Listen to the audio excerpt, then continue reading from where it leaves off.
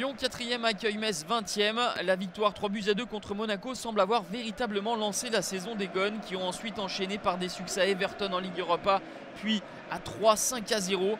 Cet après-midi, la bande à Genesio peut grimper sur le podium en cas de succès face à la Lanterne Rouge Messine. José Pinot sera sur le banc pour cette rencontre après l'éviction de Philippe Hinsberger en attendant l'arrivée de Frédéric Hans. Il tentera de sauver les Grenats.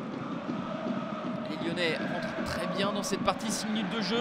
Fekir pour Marsal qui lui remet. Nabil Fekir frappe dans un angle fermé et trompe Kawashima. Ouverture du score pour l'OL. C'est la 8e réalisation pour Nabil Fekir. Il avait été ménagé face à 3. Le capitaine lyonnais marque son retour de la plus belle des manières. Et deuxième passe décisive consécutive également pour Fernando Marsal. Metz essaye de réagir, le ballon dans la profondeur pour Dosevi. Et la frappe du Togolais est trop écrasée.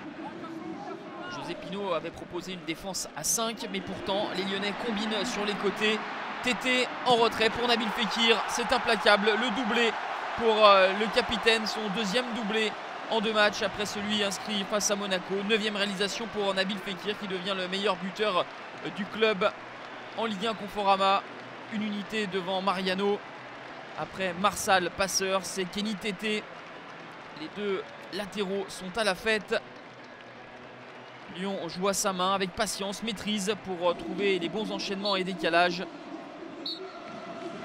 2-0 à la pause pour l'OL, un avantage logique qui a régalé les supporters lyonnais venus en masse. À noter que le parc OL était quasiment plein cet après-midi du fait des vacances scolaires d'une part, mais aussi de la politique de prix assez abordable mise en place par le club avec des places à 7 et 10 euros.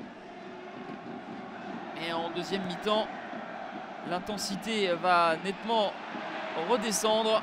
On notera tout de même cette volée dans un angle fermé de Mariano qui trouve le montant de Kawashima. Les Lyonnais dans ce second acte seront moins impliqués avec du déchet et parfois des excès d'individualisme. Moins de maîtrise tout simplement pour les hommes de Genesio qui vont même concéder quelques occasions. Le centre de Renaud Coad au deuxième poteau pour Dosevi. L'enchaînement est bon, le contre favorable et ensuite Anthony Lopez est bien aidé par Jérémy Morel venu à la rescousse.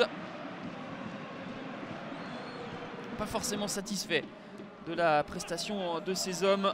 Bruno Genesio après le retour des vestiaires. Maolida est entré, il trouve Maxwell Cornet qui de son pied droit ne parvient pas à tromper Kawashima. Moins convaincant en deuxième période, l'OL assure tout de même l'essentiel, à savoir une 3e victoire consécutive en championnat pour s'installer sur le podium en compagnie du PSG de Monaco.